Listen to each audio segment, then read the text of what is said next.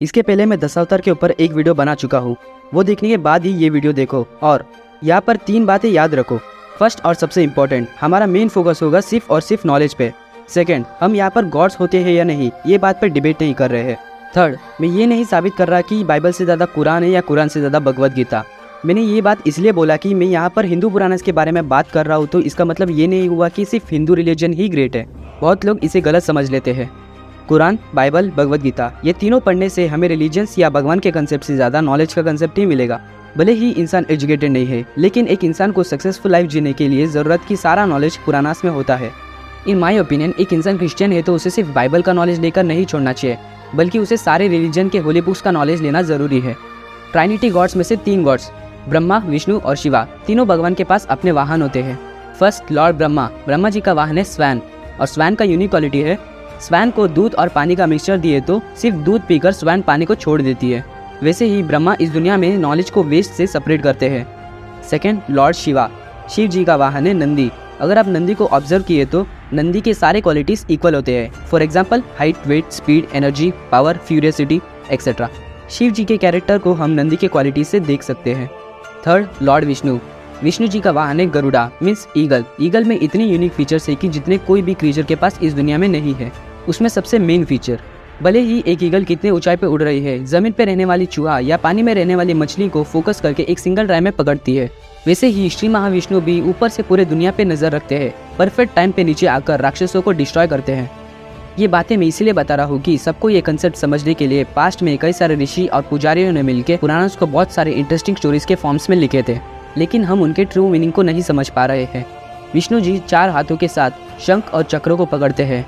Same ऐसे में से हमारे इंडिया के अलावा इस दुनिया में और कई सारी जगह पर विष्णु का पूजा करते हैं, like Greek, Myanmar, Babylonia, Cambodia, Thailand, Indonesia, Sumerians भी विष्णु का पूजा करते हैं, लेकिन दूसरे नाम से। श्री महाविष्णु को मत्स्य अवतार क्यों लेना पड़ा, और कुरान बाइबल का दशावतार से क्या रिलेशन है, आज के दशावतार एपिसोड 1 में जानेंगे। Hello everyone, this is Shadow Ash, you are watching think with essay. Presently हम कलयुग में जी रहे हैं। पूरे 4 युग होते हैं, सत्ययुग, त्रेतायुग, द्वापर युग और कलयुग। ये 4 युग मिलकर एक महायुग होता है, और ये महायुग 71 टाइम्स रिपीट होगा। 71 महायुग एक मनवंतर होता है। जब 14 मनवंतर पूरे होते हैं उसे हम कल्प कहते हैं। एक कल्प ब्रह्मदेव के 12 घंटे होते हैं, और बाकी के 12 घंटे उनका रेस्ट टाइम है, मीन्स उनका एक दिन पूरा होता है। जब ये कल्प पूरा होगा, सारे पेड़ पौधे और जीव मर जाएंगे, प्रलय आकर पूरी दुनिया डिस्ट्रॉय हो जाएगा। फिर से एक नया साइकिल की तरह सत्ययुग स्टार्ट होगा। जब तक हमारी दुनिया में क्रिएशन एग्जिस्टेड है, तब तक ये कंटिन्यूसली एक साइकिल की तरह होता रहेगा। कलयुग अंत होने के बाद सत्ययुग स्टार्ट होने से पहले जो बीच का टाइम गैप है उसे हम युग संधि कहते हैं। ये युग संधि टाइम पीरियड में श्री महाविष्णु का फर्स्ट इनकारनेशन मत्स्य अवतार हुआ। ब्रह्मदेव हमेशा कुछ ना कुछ लिखते रहते हैं, है ना। ऐसे एक कल्प अंत होने तक लिखते लिखते थकान आकर सो जाते हैं। उसी समय हयग्रीवा नाम का एक राक्षस ब्रह्मदेव के पास से वेदास चुराकर समुद्र के अंदर छुप जाता है। समुद्र के अंदर इसलिए क्योंकि वहाँ अंधेरा होता है, उधर राक्षस किसी को नहीं दिखेगा और कोई उसे ढूंढ भी नहीं सकता। कलयुग अंत होने का समय आ गया, फिर से नया क्रिएशन शुरू होना चाहिए। नेचुरल लॉस को फिर से स्टैंडर्ड करना होगा। नया क्रिएशन शुरू करने के लिए वेदास चाहिए। वेदास के बिना वो पॉसिबल नहीं है। वेदास इतने पावरफुल है कि उसमें हर चीज़ की नॉलेज होता है, इसीलिए वेदास को चुरा लिया तो सब मेरे सामने झुकेंगे, ये सोचते हुए हयग्रीवा वेदास को चुराता है। उसी समय सत्यव्रता नाम का एक राजा रहता था, जो द्राविड़ा कंट्री का रूलर थे। उन्हें श्रद्धादेवा या वैवस्वता मनु भी कहते हैं। फिलहाल के लिए हम उन्हें मनु नाम से बुलाते हैं। मनु श्री महाविष्णु के भक्त थे, उनका दर्शन लेने के लिए बहुत तपस किए थे। एक दिन मनु कृतिमला नदी के पास संध्या वंदनम करते हैं, यानी प्रार्थना करते हैं। हाथ में पानी लेकर छोड़ते समय उनके हाथ में एक छोटा मछली आती है। उसे देखकर मछली और पानी दोनों को फिर से पानी में छोड़ते वक्त मछली जोर से चिल्लाते हुए बोलती है, सर मुझे ये नदी में डर लग रहा है, नदी में बहुत बड़े बड़े मछली है, आप मुझे फिर से पानी में छोड़े तो वो मुझे खा जाएंगे। दया करके आप मुझे कोई छोटे बर्तन में रख दिए तो मैं अपना जीवन जी सकता हूँ। एक मछली बात करते हुए देखकर मनु हैरान होता है। रिवाज के हिसाब से जो पानी हाथ में लिया था उसे फिर से नदी में छोड़ना होता है, लेकिन भले ही मदद मांगने वाला जीव छोटा हो, उसे बचाना धर्म मानते हुए मछली को छोटे बर्तन में रख कर घर लेकर जाता है। मनु 2 मिनट बाजू में जाकर आने तक मछली पूरा बर्तन भर जाता है। फिर से उसे निकाल कर एक मटके में रखता है, लेकिन फिर से मटका भर जाता है। उसे मटके से निकाल कर कुएं में डालता है। सुबह आकर देखने तक कुआं भी भर जाता है। फिर मनु अपना तपस पावर यूज़ करके मछली को कुएं से समुद्र में डालते हैं। देखते देखते ही मछली मनु के सामने समुद्र जितना बड़ा हो गया। तभी मनु को रियलाइज़ होकर, स्वामी मछली कभी बात नहीं करती और ऐसे कभी इतनी बड़ी नहीं होती, आप डेफिनेटली मेरा श्री महाविष्णु हो, ऐसे बोलता है। तुरंत लोअर बॉडी मछली जैसे और अपर बॉडी विष्णु की तरह मनु के सामने दर्शन हुए। तभी श्री महाविष्णु, मनु मेरी बातें ध्यान से सुनो, आज से बराबर 7 दिन बाद बहुत बड़ा बारिश शुरू होने वाला है। ये पूरा धरती पानी से भर के महाप्रलय आएगा। इस धरती में सारे जीव नष्ट हो जाएंगे। इसीलिए ये बचे हुए 7 दिन में तुम्हें, जहाँ तुम मुझसे पहली बार मिले थे, कृतिमला नदी के पास एक नाव निर्माण करो। इस दुनिया के क्वालिटी सीड्स, सारे एनिमल्स पेयर्स में और अपने फैमिली को लेकर शिप में रहो। तभी वो 7 ऋषि जो क्रिएशन के शुरू से है वो आकर तुम्हारे नाव में चढ़ेंगे। उस समय मैं एक सिंग वाले मछली के आकार में आऊँगा। फिर तुम्हारे नाव को मेरे सिंग से बांधो, मैं तुम्हें सही जगह पर लेकर जाऊँगा। ऐसे बोलकर चले गए। मछली बहुत सेंसिटिव जीव है, अगर पानी से बाहर आ गई तो मर जाती है। अगर मछली इतना सेंसिटिव जीव है तो श्री महाविष्णु मत्स्य अवतार क्यों लिए? मछली पानी में कितने अंदर भी जा सकती है, पानी में अंधेरा होने पर भी वो देख सकती है।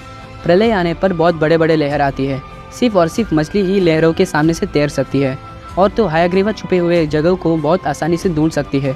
इसीलिए श्री महाविष्णु मत्स्य अवतार लिए। उसके बाद तुरंत ही हयग्रीवा को पकड़कर उसे हराकर वेदास लेकर ब्रह्मदेव को लौटा दिए। उसी समय प्रलय शुरू हो गया। नाव में मनु की फैमिली, क्वालिटी सीड्स, सारे एनिमल्स पेयर्स में, दुनिया के 7 ऋषि और उन सब के लिए खाना सब नाव में तैयार है।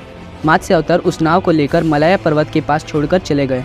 कुछ दिनों बाद धरती से थोड़ा पानी कम होने पर नाव पानी से ज़मीन पर उतरा। ये प्लेस कुल्लू मनाली के पास है।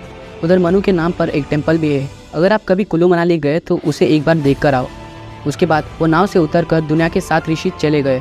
सारे जीव भी अपने अपने रास्ते चले गए। मनु के वंश ही इस पूरे दुनिया में फैल गए। इस दुनिया में मनु के फैमिली के अलावा और कोई इंसान नहीं है। बाद में कोई ऑप्शन नहीं था, इसीलिए सेम ब्लड रिलेशन के द्वारा रिप्रोडक्शन हुआ। इसमें एक इंटरेस्टिंग फैक्ट ये है कि बाइबल में भी एक सिमिलर स्टोरी है। भगवान नोआ नाम के एक ईमानदार इंसान को चूज़ करके उसे एक नाव बनाने बोले और सारे एनिमल्स को पेयर्स में एक साथ नाव में रखने बोले। बाद में प्रलय आया, पूरा दुनिया डिस्ट्रॉय हो गया। 40 डेज तक बारिश कंटिन्यूसली आया। 150 डेज के बाद वाटर लेवल डिक्रीज हो गया। फिर एक बड़े माउंटेन के ऊपर वो नाव लैंड हुआ। उस जगह से नोआ के वंश इस पूरे दुनिया में फैल गए। बाइबल को 2 पार्ट्स में डिवाइड किया है, फर्स्ट ओल्ड टेस्टामेंट और सेकंड न्यू टेस्टामेंट। ये नोआ की स्टोरी ओल्ड टेस्टामेंट में है। कुरान का फर्स्ट पार्ट और बाइबल का ओल्ड टेस्टामेंट ऑलमोस्ट एक जैसा होता है। अभी मनु और नोआ दोनों स्टोरीज की सिमिलरिटीज़ देखते हैं।